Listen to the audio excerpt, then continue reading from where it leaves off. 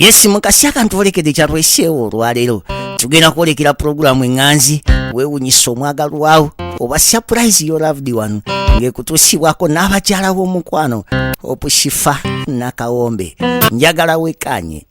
All right, it's been a long time. Finally we are here, back big and better. Tulina omugenyi omulungi Nalulu bannange shizi bakiyita batya baninza oluzungu Jessica lumanyi obule banga lyemaze nga sikulabooza nkyamanya oluzungu.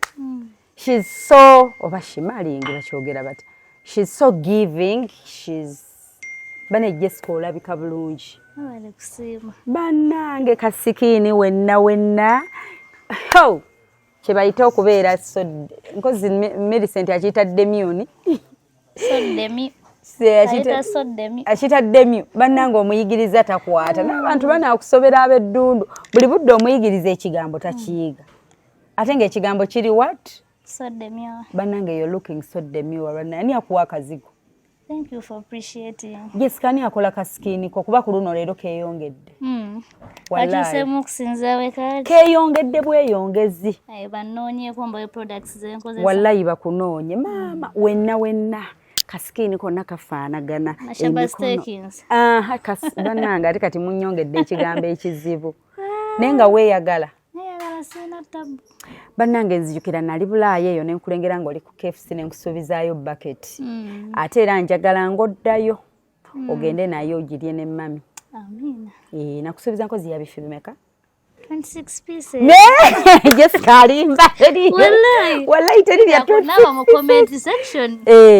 Yes, you told me 26 pieces. Oba bibera 21 oba 20, that biggest. Biringa 21, 22 around there. But you wrote the biggest bucket. Sure. Mpozi nga biba 26. Ogule ne ya 21 then ne bakwebe ano nje oddeyo. Kajessica twali tuli awo n'otusalako. Nga we nabasuubiza olwe Sunday. I was not unfair. Kubya kalulu nga we byali. Sali fair. Goto muri oyina okugamba nti tokkiriza. Sikiriza. Kusali ku ground.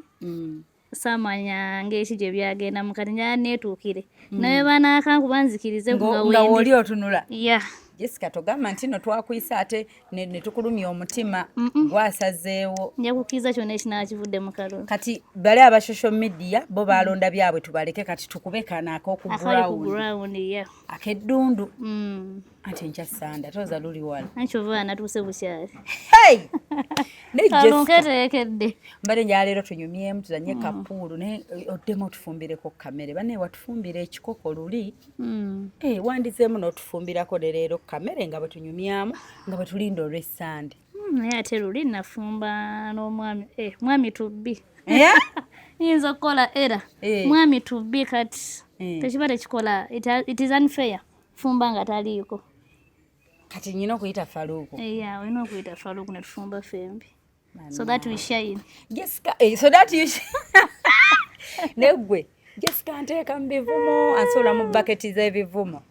Kati luli wajja n'otubuzaako ku live. Era nga womanyi nti wabula waawo bamuguba Anthony. By the way, nze I like Jessica. Whether with Faluku oba without Faluku, Jessica mwagala ng'omuntu. Ate nakibagamba from day one. Ate mulwakwa mulina okwagala okw'obulimba. Nze from day one nayagala Jessica okuva namusangira ddala ewaabwe ku ground e Kalisizo. So you will not take away that from me. Ate tekitegeeza nti saagala Shadia. Kubanga ng'oggyeko akajanja ke mulina. Temuyinza kwagala Shadia kunsinga. Lwakuba tugenda nituba n'akajanja. Era ata wamma Jessica gwe Shadia omuwalana. Simulinaako buzibu. Kati I like Jessica. I like her personality. I like her as her. Ng'omuntu mwagala ate ekyo temujja kijjawo. Ne bwe tuli batugenzeewa Faluku ne bwali bawasizzaani Jessica will always be my friend. And by the way, Jessica, you're always welcome here. Oh, thank you. Thank you for loving me. And always feel that you have a home. And always feel that you have a friend. Era Eva kitegeere kyova olaba nze ne wemba tetuli kweraba. I think you're one of the people been following. Nsuubira n'oba akapostinga ndi omu ku basooka mu comment section. Ate si kyekoza. So abantu abamu we tuba tukedde nti you like someone obeera omulaikinga. Kati like as in why? Lwaki mba simwagala? So buli wenkyogera olw'okuba abantu mulina that hatred, mulina ekyo mummwe, mulina ekyo. Kati mugamba lwaki Shifa ayogera bw'atyo, oyo tulina muwalana. Nze bwe mba nnyinamu ku people are so emotional. Thank you. Bane Jessica nayitanga naawe. Mbadde nkyabonaabona n'Oluganda ntaking a round about netolola. Akagambo kagambye you people are so emotional. Yeah. Bana ina konkayize. So muleeta emotions zammwe buli wamu buli budde. So Jessica yo kyokujja nti Faruku teyabagamba nti ate bwe biba biganya ate muwalana ate mubene beef ate munyiige. Sikyo? Yeah. Yakikola mu bulungi nga ye ng'omuntu. Waliwo ne yagamba naye gwe Shifa oleeta Jessica tomulaba buli budde nga yabaagalako masannyalaze. Naye bannange okujjako abantu onnyiiga bw'abanga Jessica eri otusannyalaze twatufunyeeko. What's wrong with that? Like kiba ki? Nothing Nti much. ne gakola ki? So kati bannange tubitwale bulungi nnyo softly, fair. Okulonda Jessica yakwesabidde akalulu we kamukuba era abeddundu mwetegeke. Kaakati Jessica ogambye oyagala tufumbira. Naye ogambye since wafumba ne husband to be. Hey, my husband. Kati ogambye togenda tufumbira nga taliiwo. Kati osazeewo tusiibe You enjala. have to share it. Ate nga twalinze gwe ne tugamba nti bw'oba ojjo tukyalira nga watusuubiza. Leero gwe agenda otufumbira kamere.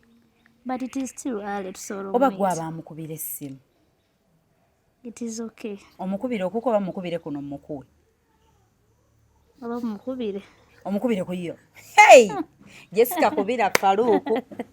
Kubira Faruku tulabe oba nakkiriza okujja. You call him tulabe. Agenda nomukubira. Naye banne ebintu bya Jessica bya kye bayita gumite. Omuntu olina okubeera solid. Solid and gumite. Akaviri nako kanyumye kapaafu. Bale kusiima. Bane Jessica we bale kwefaako. Naye ogezze. Otaddeko body looking so nice. Wow, so demure. Naye nga abatulaba mikwano. Leero Jessica agenda tufumbira akamere naye agambye Faruku wabatazze. Kati bagenda yomba. Okkiriza waaki omukubira People are still being emotional. Lego abantu bawubirako. Eh. Naye I like that. Nange njagala bwe nkeera ne mbalaga omwami. Muube n'ebitatukwatako. Bwe nkeera ne mubalaga ne bwe mumulengera musoke mu checkinga empewo jassa. Terimu bakazi balala. Ayina okussa empewo ng'essa Shifa yekka. Ayina okubanga byatambula nabyo mubyetegereze. Abantu bawubirako. Just bwe mukeera ne mubalaga balina okulaba nga bagala era entambula ng'ekyuseemu tatambudde Shifa. Tatunudde Shifa. Yes, agambye naye nga gyali. Waliwo ayinza okukikola? Tobalaba we balwana olutalo lwa Jessica ne Faruku. Bawubirako ani Shadia. Hey! Eri empuba ogimanyi. Ekimiko. Yokola Faruku kansirike. Naye ng'anajja. Yeah, he has to come. Why not? Lwaki abatajja? Akuwulirira nnyo.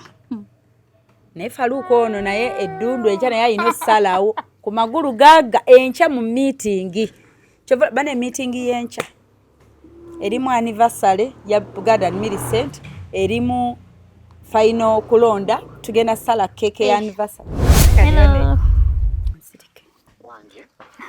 Asiibye otya ssebo? Nsibye bulungi, nsibye otya nnyo. Siibye bulungi. Kaakati nze abadde asaba ojje tufumbeko babiri olwaleero. Wangi? Oliriddawo. Ndi wano wa Mami Hope. Tukubuulire bulungi. Wazadda. Nazze dda. Byamanyi esaaga. Oli omanyi nsaaga? Nali mmanyi osaaga naye. Ebintu bino biri serious. Wandize ne tufumbako leero. Kama leka mmalirizeeko wanene bye mbadde nkola nkiki. Okay. He has accepted. Okay, I'm waiting for you. Okay. Safe journey. Thank you. Welcome. Oh. Ulira comment section chitokota Faruku lwaki tosala. I told you that you will accept. No, he's gonna come. Omuntu gwosuddeko obusuuzi program. Nga tagisuubira. Indeed, we are friends in real life. Your friends, mwafuuka ba friends. Yeah. Kati edundu we bataakulonde friendship enasigalawo. Why not? Era ejja sigalawo. Love tebagikaka. Yeah. So you will accept. Yeah, accepting kyonna ekinakivudde mu bulungi. Mu bulungi tusigaze friendship. Kati ate n'aba tomulaba bubi. I have no problem. Because ffenna twajja buli omu nga yeetaaga win. Yes. Yes, kati nze mba sigifunye win mba ngirekera mulala. Kati omuntu wa reasoning ati bwe simwagala mba naayagala ani. Here agambye ate era just like mu nsi ffenna abantu tuyingira business byonna bye tukola kabibe wano okutuula wano kababe byenkola mu surprise ffenna mu nsi tunoonya wini. Yeah. Lwakuba abamu wini bwegaana ne bagufuula mutima mubi n'ateebuuza nti lino ekkubo liganye enkutte liriwa. Okitegeera kati ye Jessica gambye ffenna yajja ne Shadia nga banoonya wini. So Shadia bw'amuwininga simpalana si lutalo. It is not all. Ate kitegeeza bw'oba mukwano gwa Faruku tolina bw'oba mukwano gwa mwami nga toli mukwano gwa mukyala. Nze sitolina bw'obeera naye mujja era bamuyeekera naye bannayira tabanamujja wange. Anyway. Abasimujja wange. Naye ekyo friendship naye ojja kirowoozaako bulowooza tokiwulira. Ekyokuba friend wa Shadia kyo tokiwulira. But I have no problem with her. Yeah. Ng'omuntu batekyeza nti omuntu by the way ekyo ekintu nakyo kibaayo okubanga siina buzibu na muntu ate tekyeza nti tulina baba. So n'omuntu nga tomuinaako buzibu but you can't be his or her friend. Naye nga omulaba osoomuwaka high, so I have no problem with Shadia. Endizoninga ya Jessica okumutegeera yabalondemu abatamutegeera tusobola okikkiriza, we can excuse you for that, but ndi omu kuba mutegeera naye quote me right. I understand her. It doesn't mean mboba I hate the other one or I love her more, but I understood her from day one.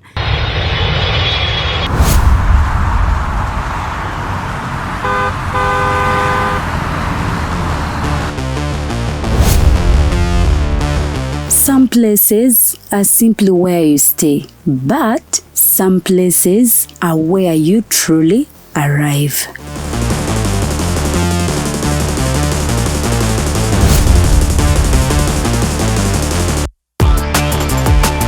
A space designed for comfort, where every detail welcomes you. A place where style meets warmth, and every moment feels effortless. The perfect journey is not only about where you go, it's about where you stay. Welcome to comfort, welcome to elegance. Welcome to Bunga Comfy Homes.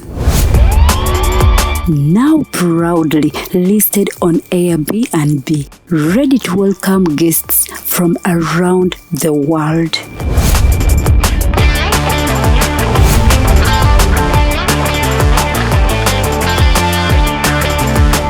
For reservations and inquiries, contact us on +256 772 461 976 or +256 701 260 881 or +16 175 952 751. Bunga Comfy Homes. Your home away from home. Book your stay today.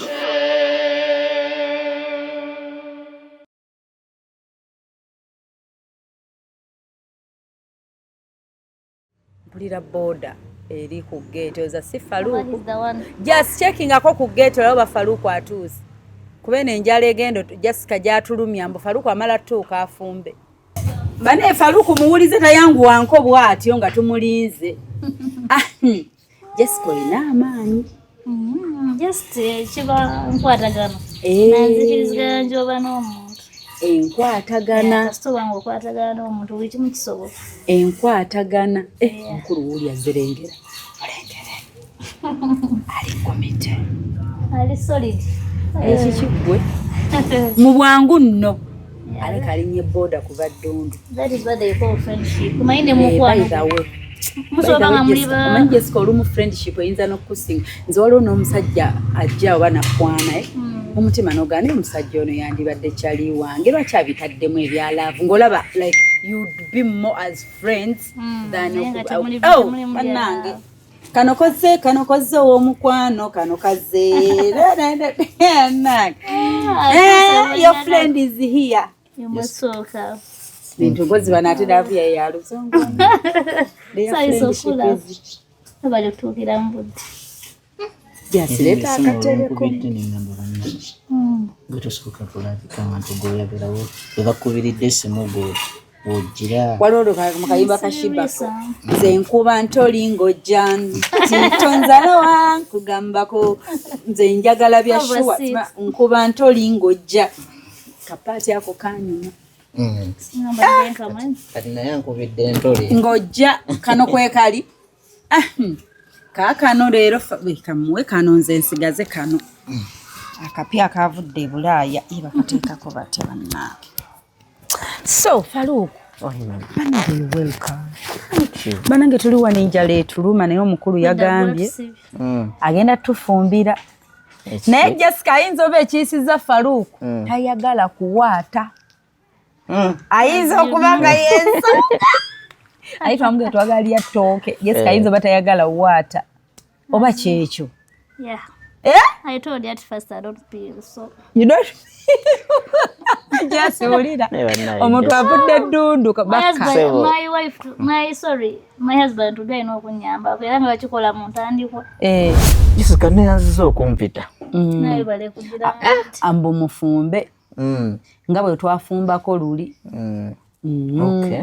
Era wono yali serious bwe yajja ku live n'agamba nti akalulu teyakategeera wakirimbo tuddemu akeddundu wadde aba online bo tukaleke naye bano abali ku ground mikono waggulu alabire ddala nti ono yanooze ku mugongo keko eyagala ka ku mugongo kati ako ku mugongo okay kanti osimba ku opponent wo okay kyekyo kiwedde yali serious kuwanika emikono ebiri understand so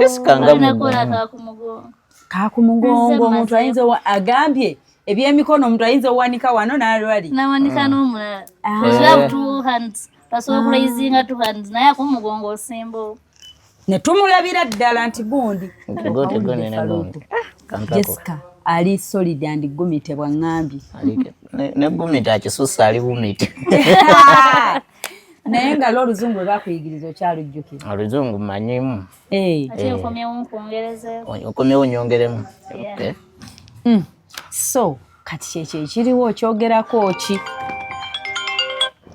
embeera bwetyo bweri kyenkyogerako kirungi waba mpise nti tufumbe nga bwe twafumbako olule si kibi tufumbe naye nasigenda beera comfortable nga Shadi yataliiwo badde njagala tufumbe ffenna basatu emmere n'abeetya tebeemu emmere tejje ng'erimu ekikonde ng'eyokya n'etwokya akamwa sijja nawe beera comfortable jas mufumbe ekyayo omukalu munywe we tuyitira Shadia naye atuuke Faruku agamba Jessica yatugambye tafumba nti wali Faruku agamba naye tafumba nga tewali Shadia mbu tajja ba comfortable agamba mbu balina ofumba aba basatu egenda bammere etya jasoko jjo kyogereko emuura sweet muura amale tuuka tetuwulira nti kubanza endaba eno emmere oba tugisazeemu eno emmere ndowooza tugisazeemu teriike kuba kati eyo eba ekyali mmere tekewa ne wali kuulu simu bwegenda muliro Shadia bwakkiriza bafumbe naye nti okujja tukesa mmeka anti amukubira essimu tulabe kati Faruku gwe akubira Shadia buli omu akubira gwayise kuba kati nange kinskwasa ensonyi okubira Shadia ku last minute mbwalo yimukirawo kati jangu omuntu oba wamuwadde appointment kati gwe mune gwamuyinako obuyinza obumulagira nze sibwina Jessica okyogerako ekyokuyita Shadia mufumbe nalomo nonyako wana Jessica ndabanga atalina comment awo alabika she has no comment at this moment. Yeah. Let him first for her try. It's his right, eh? Yeah. Okay. Ate bannange Jessica alabika ate n'abamujja obinyuma teekalubiriza bulamu. Mujange simuyekera. Atugatta abeeramu abamusajja so. Hello. Mujange tabamuyekera. Teekako naffe tuwulire. Osibye otya nga ffe tetubiwulira teeka. Esimye tegenda mulawudi. Kale nawe gyebaleko. Kino sikirabanga. Anti kakati adde njagala kulabako. Olabako? Iya. Ewa. Wamani hopo jangu tufumbeko ffenna. Faruku. Woli? Wende.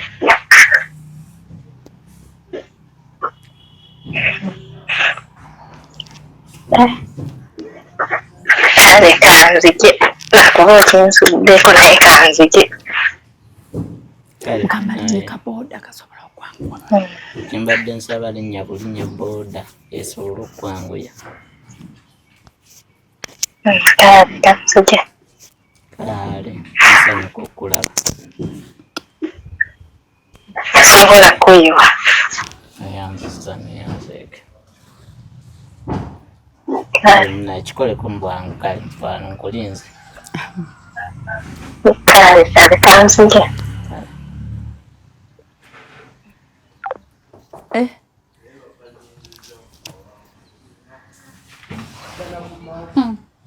Sibirimu oba ndiwa simanyi na gyendi tuli mwaka ki win which year which month nenga bannange abalungi abatulaba katsoke tubuuze kuba tulabira kuwewunyisa omwagalwawo bannange abalungi abatulaba kuwewunyisa omwagalwawo muliyo mutya era nga we are here today bannange bino temugenda mumanya ngeri gye bizze unless ng'ogenze ku Hosh Entertainment bagiyita batya bagiyita Hope Shifa Entertainment mbyerabira ng'ogenze olabe from part 1 from part 1 gye bitandikidde engeri gye tutuuse wano mu few moments later engeri gye bizzeemu mpaka wano we tutudde mugende ebisinga biri eyo naye nga kati kyembuuza era tunazannya okubanga etuba tunaafumba bana efumbiro lya leero liguddemu nnabe we twogerera tubadde tuli wano ne Jessica Faruku azze kati Shadia ali mu kubajja can you imagine okufumba abantu basatu mu fumbiro limu mmere egenda beeti eyo eringa competition nengeze etya Jessica oba yagireese kizze kiti ekintu ekyo omwami yasazeewo gwe wayise ye ng'olina ebikuleesa ye naayita omulala mbu wayise ye naayita omulala ekyo kikulaga ki ate naye abuuliza mu migongo bw'amala n'alusuulamu ggwe eno tebawulira nti yabibuuza kawukiraba okusula ng'otunula Nedda mbuuza Jessica. Wayise Faruku. Faruku ye naayita omulala ekyo kikulaga ki? Kimulaga ki ekyo? Mbadde sobeera comfortable bulungi nga naye taliiwo. Ng'ani ataliiwo? Shadia. Oba naawe owulira oyagala obatuulemu basatu ogazewe. Kale. Nze njagala ajje tufumbeko wamu ffenna. Mu pulogulaamu ya munno. Mu nteekateeka za munno. Ffenna tukinyumirwe wamu. Emmere ejja nakwanguwa kati ffe tukisanyukidde abalumwa enjala kuba kitukoledde in the other way. Emmere egenda tukwanguyira okulya. Kuba katono washaringa wano nakwata wali omulala nakwata wali.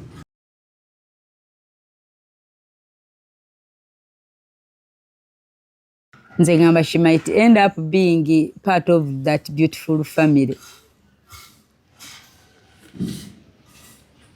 Bane Jessica ayina eriiso kikemo.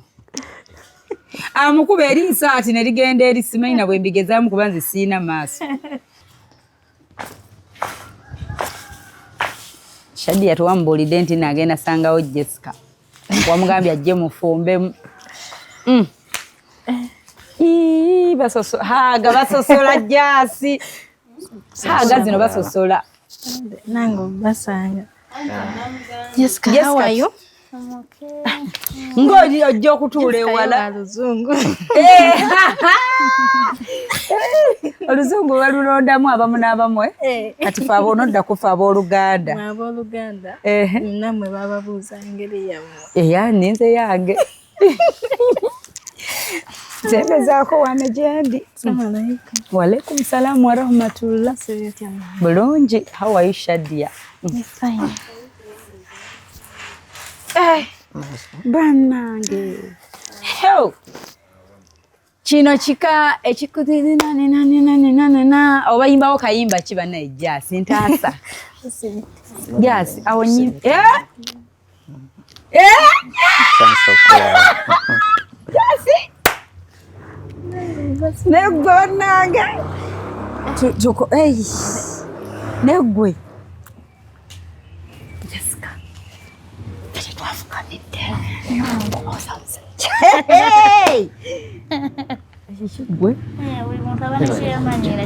You're not used to that. Yes. For you.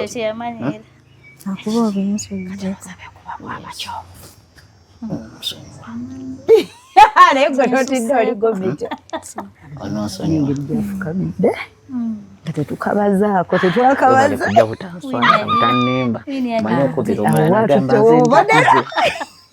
Awo batututteko wini. Ako tetwakabaza. Jasi. Abasajja bababuuzaako nga bafukamidde wallahi. Njize.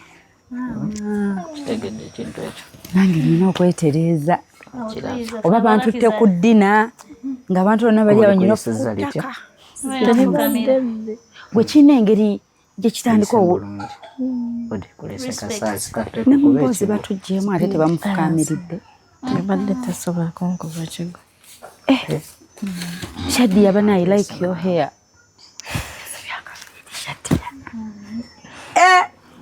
She looks nice. Oh my God. Naye bannange Faruku nze nwane omusajja n'omala nkwata mu kaviiri nga towakaguza nsobola okusimula olulimi.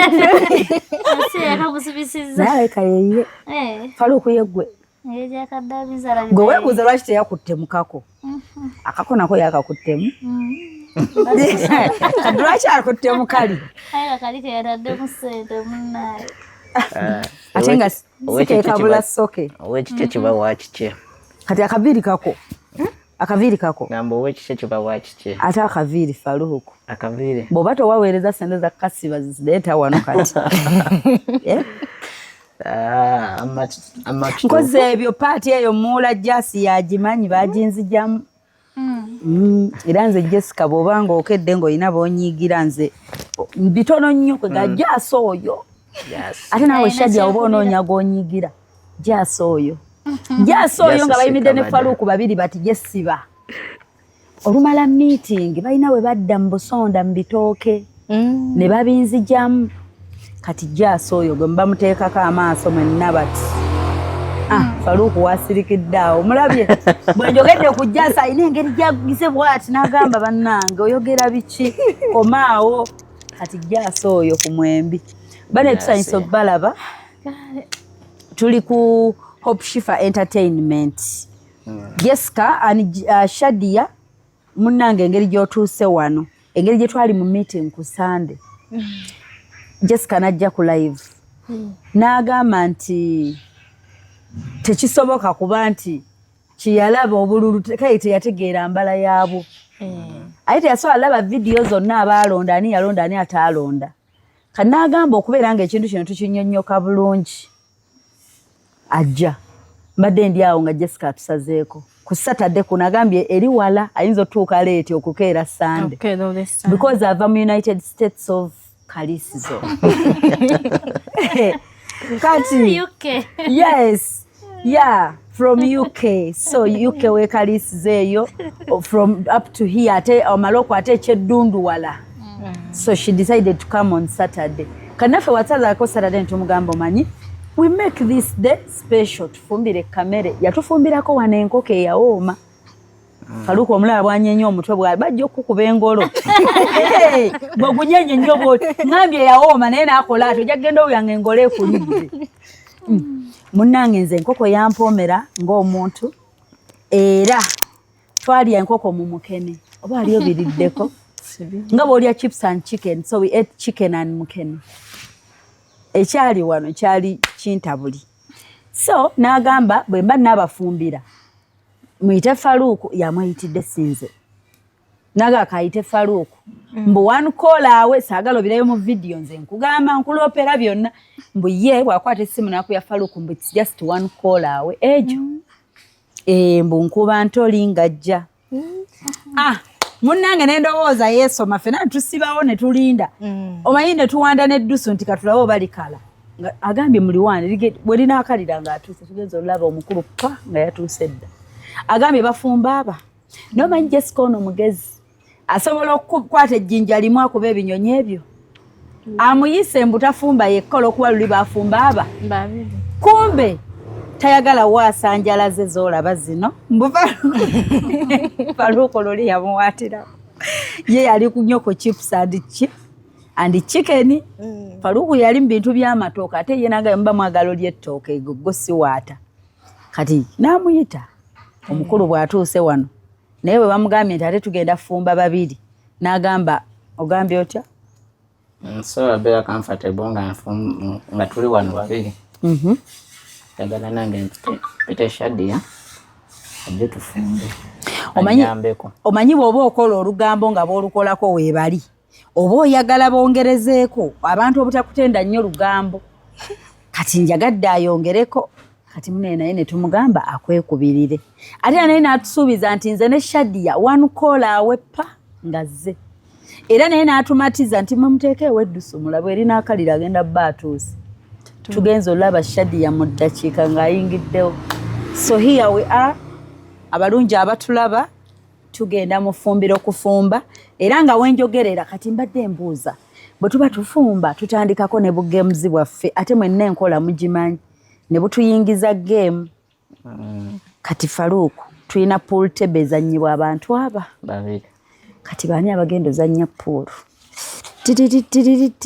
Kuba gwe wali ozannyeko ne Jessica pool. Ate era gwe wali ozannyeko ne Shadia pool. Kati baani abatazannyangako babiri. Tululu tululu tululu tululu tululu tululu. Baliwo abatazannyako babiri. Kuba nange aliwa naye nazannyako naawe. Nazannyako nange. Kati baliwo abatazannyako babiri.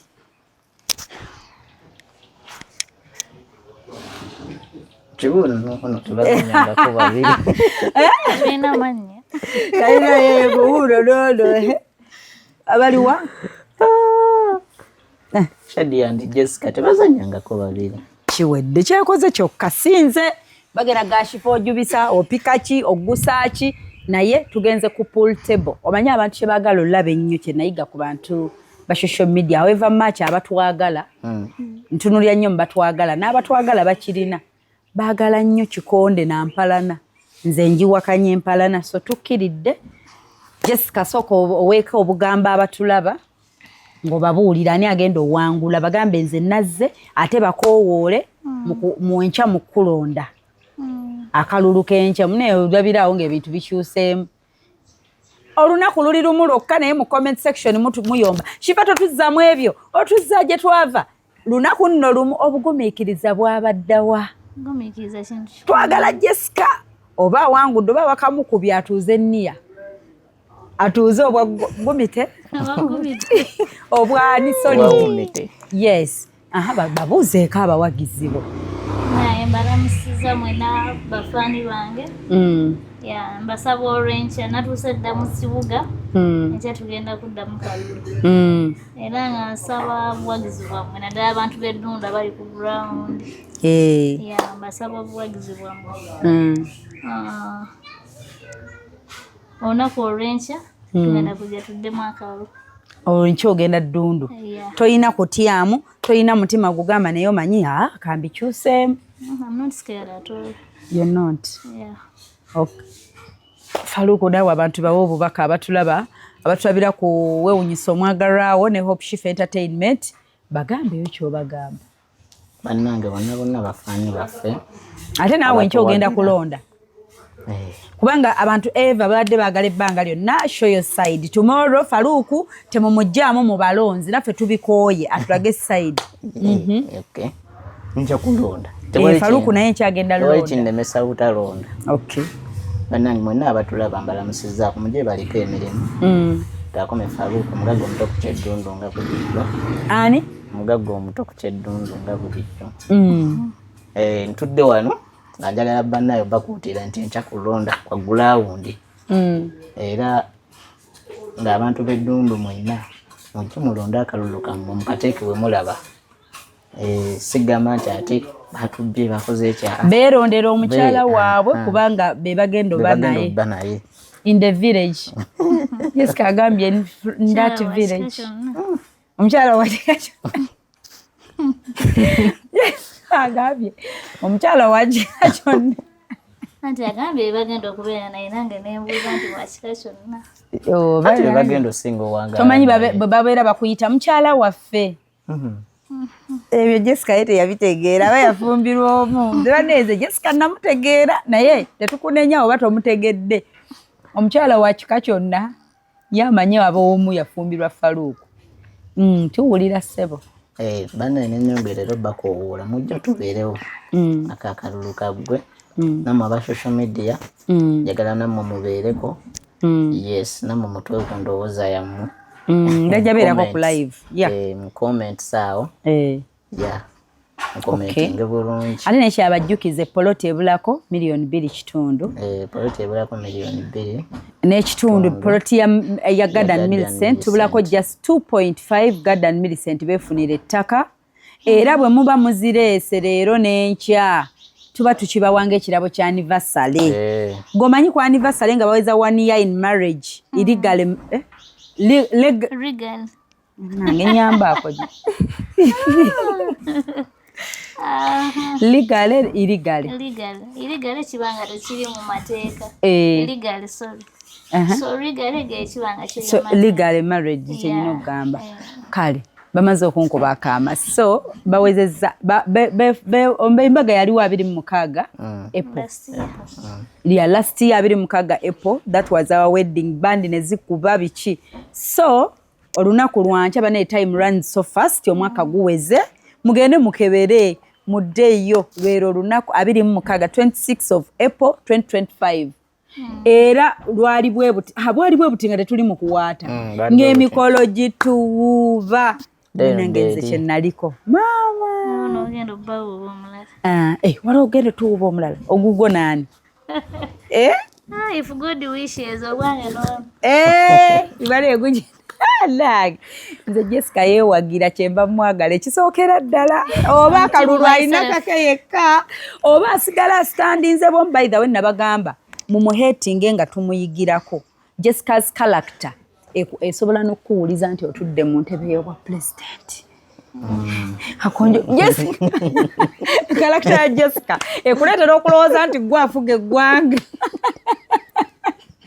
I love that character by the way era by the way nze ntunira nnyo Jessica ate nange by the way Jessica nange mentally my mental stability nga mukyaga nti Jessica yannyonoona nze Jessica nange yanteekamu kali because whenever I look at this girl nti ensi abantu ne bavayo bameka bamukube. Jessica ne w'omujjukiza bwe yakula, Jessica n'omugamba otya tekimuputinganko down kwebaka wiiki agambe nti sijja kukola vidiyo enkya olw'okuba omuntu yannangidde enkula yange. And they do that every day. Kyovola nze mbagambye sirikeera ne hatinga Jessica because bwe ndaba abalala abamukuba omussa wansi nange neegatte ku abo mba sifaananye ku bimu ebitonde Katonda bye yatonda byenyumirizaamu. Nze ndi omu ku bitonde bya Katonda bye yatonda byenyumirizaamu and I'll always be that and I'll always do that. So buli wantu ya Jessica neŋŋamba if she can stand up and face the world ate nze lwaki nze shifa sikikola.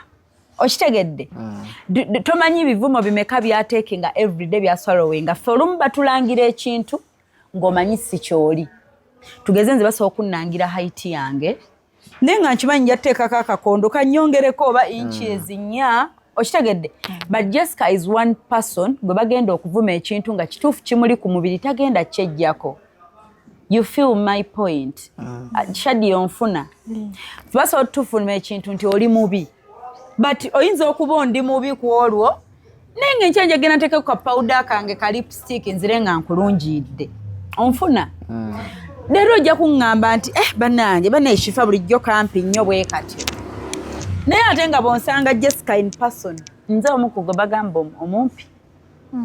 Like kale boyinza otekawo noga nti that person is Sarah Shoti agambe ki. If I can go and cry in my bed olwo Sarah Shoti akeera buli lunaku n'akola challenges n'akola content n'anoonya sente agambe ki. Kati Katonda bw'akutunulira ng'okaabira ekyo mbwalwe yakugambye obumpi takubalamu na magezi. Kati okay omuntu ayinza okera naga shifa oli kibi. Oli nabbijjo, oli kikadde. Jessica bonsanga wamma nkufaananira jjajjaawo. Wamma bonsanga bandeeta mu bawala ababi. Bonsanga kyovola abasinga you find me. Ate kyovola abasinga you find me in person and get shocked. Because nze, according to my beauty, even these cameras don't do justice on me. Really? Yeah, they don't. People have always found mirror kuba abamu mwaddala banvuma obubi temujja kunsanga because you're not my target market. Jentambulira temubaayo.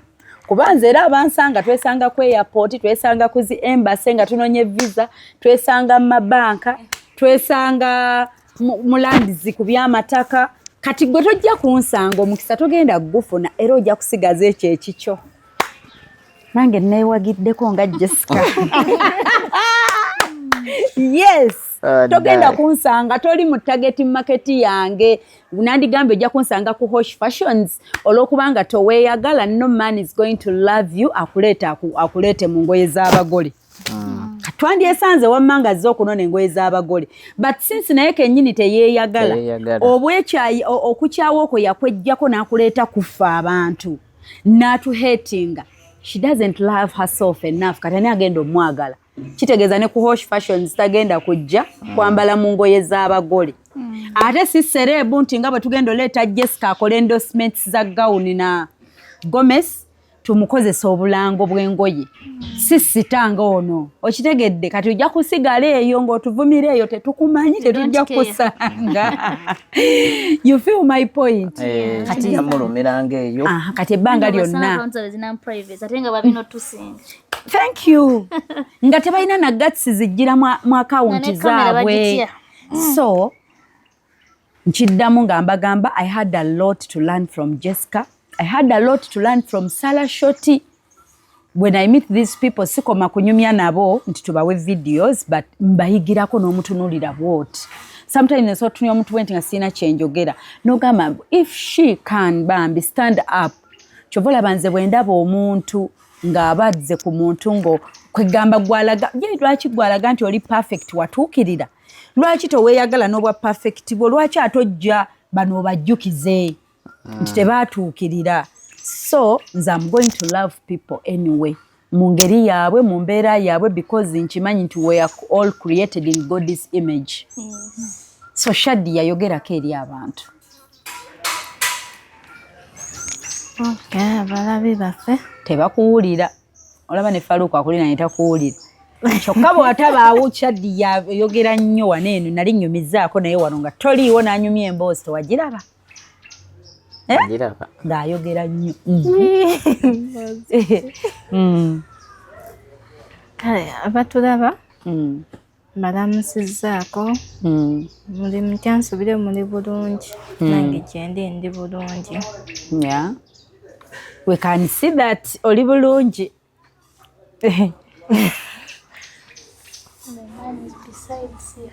When the man is besides her. Jessica asigala akasokayo obugambo bwe.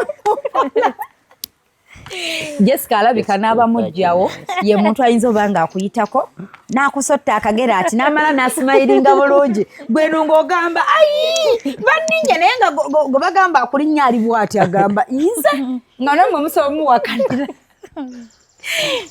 Tuwulira Shadia bagambye mbu lwaki tobe fine when the man is besides you.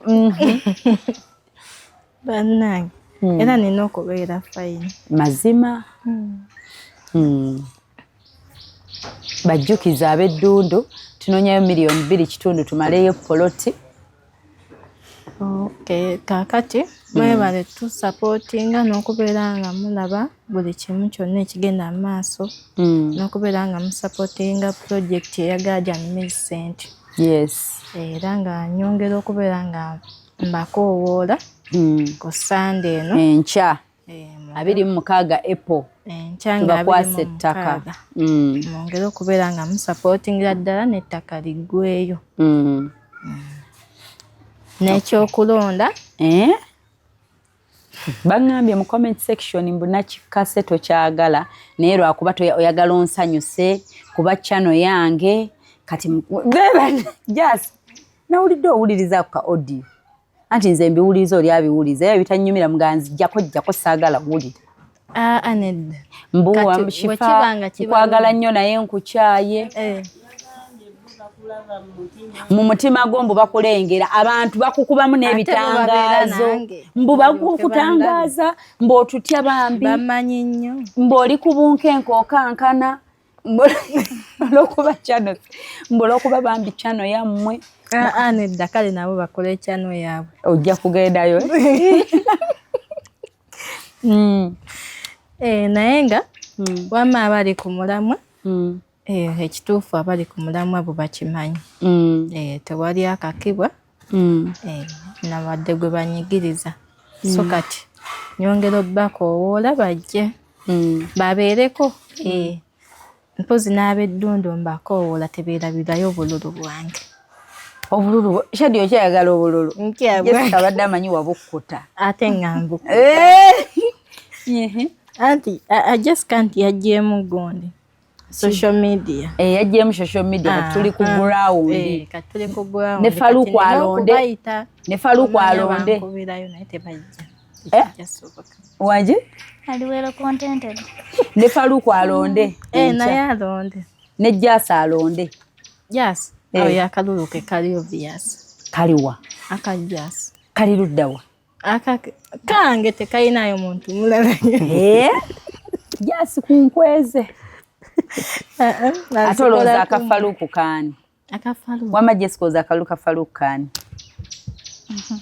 Songa za mutima. Toyinza teberezaamu okusinziira kubye mutera okwogera. Sajja no wadde no abawo wadde eri abawamala so ezo zina songa za mutima. Wabula Jessica yategeera abasajja.